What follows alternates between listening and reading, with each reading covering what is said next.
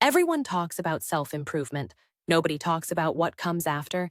Nobody warns you that the gym schedule, the 5 a.m. wake-ups, the journaling streaks, the cutting off toxic people. Nobody tells you that somewhere between who you were and who you're becoming, you started disappearing on the people who actually needed you. Self-improvement sold you a lie. The more you optimized yourself, the more you stopped showing up for everyone else. Your calendar got tighter, your standards got higher, your patience got shorter. And the people who loved you before you started this journey, they're still there, just further away. Today, we're going to talk about the dark side of self-improvement that nobody in this space wants to admit. Because if you don't hear this, you might reach the top completely alone. And that's not growth. That's just a different kind of broke. Think back to who you were before the self-improvement era hit you. Maybe you were the friend who always showed up, the one who answered calls at midnight, the one who remembered birthdays without a calendar reminder. You weren't optimized, you weren't disciplined, but you were present. You had time for people. You had patience for mess. You had space in your life for real human connection. Then something shifted. Maybe it was a YouTube video at 2 a.m. Maybe it was a book. Maybe it was the moment you looked in the mirror and decided you were tired of feeling stuck, broke, invisible. And that decision was real. That pain was real. You were right to want more. But here's where it starts to get complicated, because the version of you that woke up and decided to change, that version had no idea what the process was going to cost. Not in money, not in time, in relationships, in humanity, in warmth.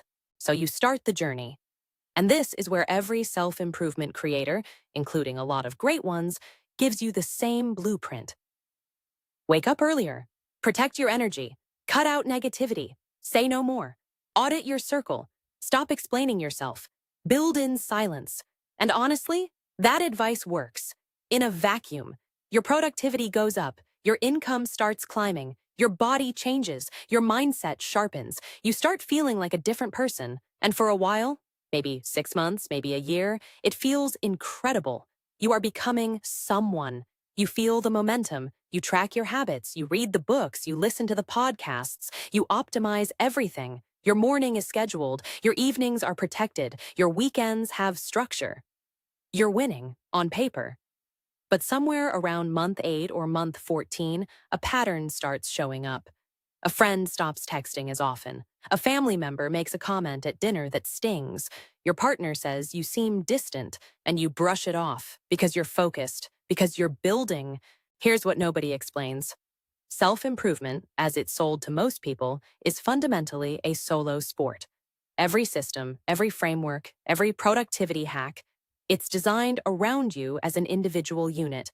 Optimize you, protect you, grow you. There is almost zero instruction on how to grow while staying connected, how to level up without leaving people behind, how to build discipline without building walls.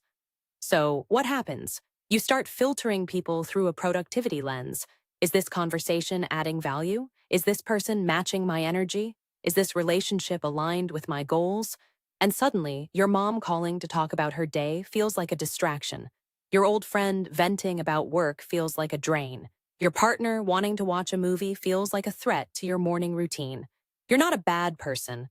You've just been handed a framework that treats human beings like variables in your personal optimization equation. And that framework is quietly breaking the connections that would have sustained you when the growth gets hard.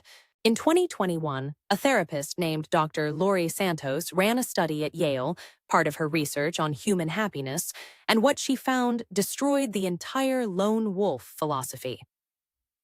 The single biggest predictor of long-term well-being was not productivity, not income, not discipline. It was the quality of your relationships, not the number, the quality. And the people who reported the highest life satisfaction were not the most optimized. They were the most connected. Here's the turning point for most people who've been deep in the self-improvement grind. It's not a dramatic breakdown. It's a quiet Sunday afternoon when you realize you have nowhere to be and nobody to call. You've cleared your calendar so efficiently that there's no one left in it. You've protected your energy so hard that you've blocked out the warmth. You've leveled up. You're making more money. You're healthier. You're more disciplined. And you're profoundly lonely. That loneliness is the signal. Not that self-improvement was wrong, but that it was incomplete. Now imagine a different version of this journey. You still wake up early. You still work on your goals. You still protect your time. But you also build intentional moments of connection into your growth. You call your sister back, not because it's on your calendar, but because you've trained yourself to see relationships as part of your development, not obstacles to it. You have real conversations. You ask how people are feeling, not as small talk, but because you've remembered that their inner life matters too. Your standards are still high, but your compassion is higher. You're still building, but you're building with people, not past them. This version of you arrives at success and actually enjoys it because there are people standing next to you, people who watched you grow and grew alongside you, people you stayed in contact with even when it was inconvenient. That's the version of self-improvement nobody talks about, the kind that makes you better without making you colder, the kind that multiplies your growth by multiplying your connections. So what's the actual shift? It's not about doing less. It's about what you include in the definition of growth. Most self-improvement content treats relationships as a reward you get after you've built yourself. Finish the work, then spend time with people. Hit the goal, then celebrate with loved ones. But that model is backwards. Relationships are not the prize at the end of the race. They are the fuel during it. The research backs this up. A 2023 Harvard study tracking adults over 80 years found that people who maintained close relationships in their 30s and 40s had sharper minds, healthier bodies, and higher reported happiness in their 60s and 70s, regardless of income or career status. Let that sink in. The people you're too busy to call right now are literally connected to your health outcomes in 30 years. Your growth is not separate from your relationships. Your growth is happening inside your relationships. Every hard conversation you have, every moment you choose presence over productivity, every time you show up imperfectly but genuinely, that's self-improvement too. That's the part that was missing from the content you've been consuming.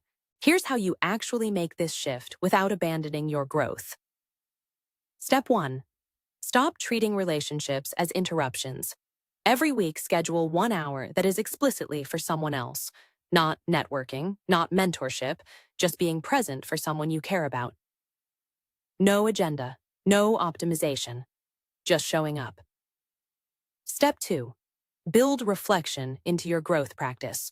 And this is where I want to introduce something that genuinely changed how I think about this. I've been using an app called Reflectly. It's a journaling app with AI-powered prompts. And what sets it apart is that it has a whole category of relationship reflection prompts. Not just the usual, how was your day stuff. It actually asks you questions like, who did you show up for this week? Who did you pull away from and why? What connection have you been neglecting? I set aside 10 minutes every Sunday to answer those prompts, and within 3 weeks, I started noticing the people I'd been unconsciously withdrawing from. I reached out. Some of those conversations were awkward. Some of them healed something I didn't even know was broken. The link is in the description if you want to try it. It's free to start, and it's genuinely the most relationship-aware journaling tool I've found. Step 3. Redefine what a productive day looks like. A day where you had a real conversation with someone you love? That's a productive day. A day where you made someone feel seen? That counts. Start tracking connection the same way you track habits, because it is a habit. The habit of staying human while you grow. You started this self-improvement journey because something hurt. Maybe you were tired of feeling stuck.